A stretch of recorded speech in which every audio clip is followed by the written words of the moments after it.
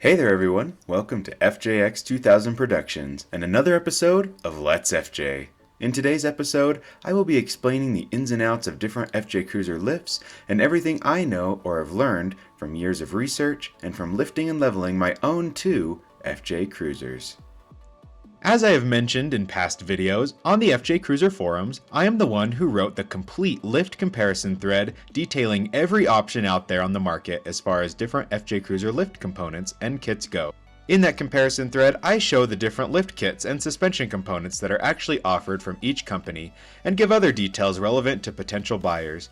So today, I will be essentially explaining the basics of FJ Cruiser suspension, the different types of lift kits out there, and describe different lift components and how they all work together to get you the ideal off-road setup for your FJ and your off-roading goals. Before we get started, I just wanted to thank everyone so much for helping my channel reach 3,000 subscribers. I can't believe it. I started this channel back in 2012 as a way of sharing my off-road adventures I went on with my first FJ. And now here we are 9 years later, and it has grown to this. Better cameras for making videos, higher quality content, and now I have a brand new microphone, so hopefully my voice is sounding clearer than ever. Thank you so much, and as always, if you like the video, consider clicking the like button, and subscribing if you haven't already. I'd appreciate it as it helps motivate me to make more FJ Cruiser related content. My goal today is to get 100 likes on this video, which, judging by the rate of 100 to 200 views per video per day, if the first 100 people who watch this video all give it a like, we will get there. But anyways, let's get started. Also, as I edited this video, I realized it would be over 30 minutes long, so I'm splitting it up into 3 parts, according to the material covered in each video. Part 1, this video, will be covering FJ Cruiser suspension and lift basics, for viewers who are newer to FJ Cruiser parts or nomenclature. I will go over some of the terms, parts, and abbreviations used by companies or the FJ Cruiser community, as well as other basic information that is necessary to know before diving into the actual types of lifts. Part 2 will cover types of FJ Cruiser lifts, and Part 3 will be additional lift part and component information. So be sure to subscribe or even hit that bell icon in order to get notified once the next 2 parts of this series get released. And with that, let's dive into the basics.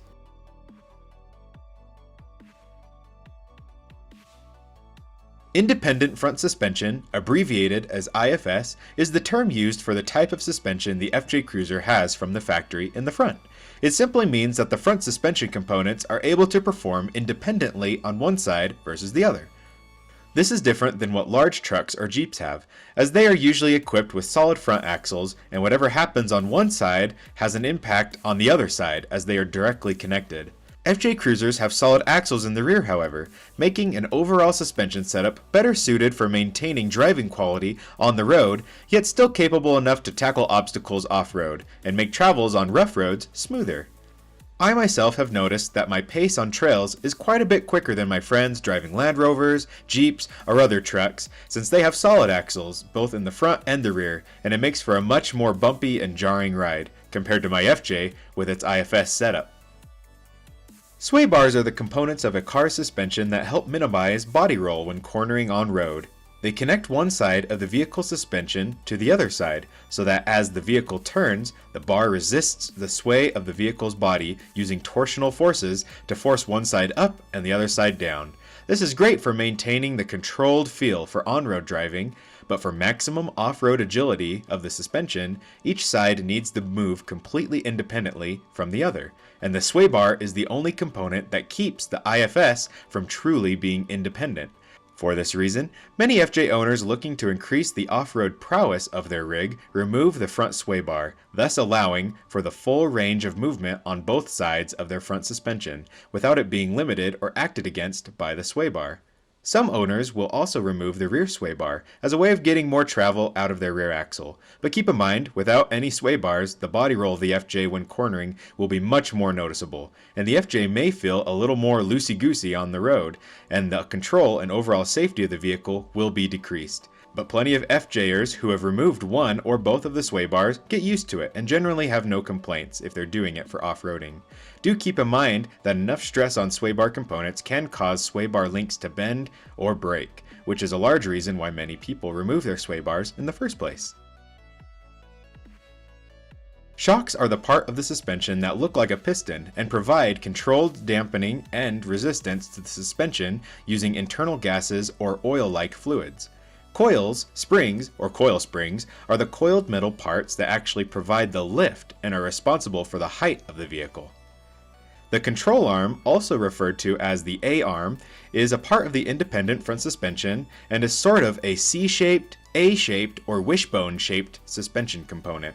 Some refer to the type of suspension the FJ has up front as double wishbone suspension, since there is both an upper control arm, abbreviated UCA, and lower control arm, abbreviated LCA.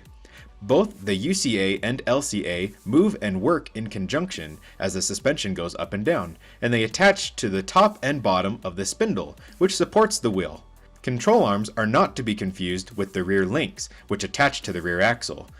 In the rear, the links act similar to control arms and help control the movement of the rear axle. And similar to the front, there are rear upper links and rear lower links.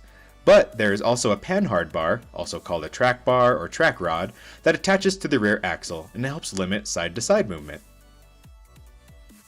A CV axle is how the engine gets power to the front wheels. The driveline comes out of the engine into the transmission and then goes into the transfer case. The transfer case transfers the power to the front and rear axles, and then the front differential distributes the power to the wheels via CV axles. These axles have CV joints, or constant velocity joints, thus the name CV axle, on either end and allow for the movement of the suspension while still being able to transfer power to the wheels. It is important not to stress out the CV joints too much by increasing their angle too greatly, which can happen if the FJ is lifted too much. To help reduce the angles of the CV axles, companies produce what is called a diff drop, and it is simply a series of spacers that are installed above the mounting points of the front differential and lower it slightly. This slightly lowered position of the front differential reduces the angle of the CV axle from the diff to the wheel and will increase the longevity of the axles. Many lift kits actually already come with diff drops among their other components, but they can be purchased separately if needed. Do keep in mind though that a diff drop could interfere with some aftermarket front skid plates. A coilover is the shorthand way of saying coil spring over shock absorber. The combination of coils and shocks together make for a complete assembly that provides the lift and dampening required of proper suspension. Coilovers are used in the FJ's front suspension. Meanwhile, separate coil springs and shocks are used for the rear suspension. They do not go together in a singular assembly like in the front. I also like to use the term struts for the factory or OEM coilover suspension, as to help prevent confusion between aftermarket coilovers. Adjustable coilovers are simply coilover assemblies that have the ability to be adjusted in order to provide more or less lift. Some adjustable coilovers have a threaded piston body and a plate resting against the coils, which can twist up or down the threads in order to compress or loosen the coil and thus provide more or less lift. Some other adjustable coilovers may have notches along the shock body into which a snap ring can sit in, and then the plate that holds the coil is held in place by that snap ring. The lift height is thus determined by the level at which the snap ring and plate are mounted on the shock. Though the snap ring and plate system of adjustability isn't as able to be finely tuned as the threaded system of adjusting coilovers, it is still a system that works for plenty of FJ Cruiser owners. Some adjustable coilovers, like those offered from Icon, are available in a standard travel and extended travel version, which isn't to be confused with long travel. The coilovers with extended travel have another half inch or so incorporated into their range of movement, allowing for a more extended amount of flex or articulation. Extended travel coilovers should only be used with aftermarket upper control arms, so factory ball joints aren't damaged or ripped apart from overextension. One other thing to keep in mind is how, in the world of FJ Cruiser suspension, there are a few numbers thrown around that can be confusing to those unfamiliar with them, as they can be pretty similar. Generally, when it comes to FJs, you have 3-inch suspension lifts and 6-inch suspension lifts. These numbers range a little from manufacturer to manufacturer, especially when it comes to the front and rear, like 2.5 inches of front lift and 1.5 inches of rear lift. But in general, those are the two kinds of lifts out there when it comes to height. Some people may add a 1-inch body lift, and a 3-inch suspension lift together on their rig and get a 4-inch lift. But in reality, they only have a 3-inch lift. So don't let that confuse you if you see someone online saying they have something other than a 3-inch or 6-inch lift.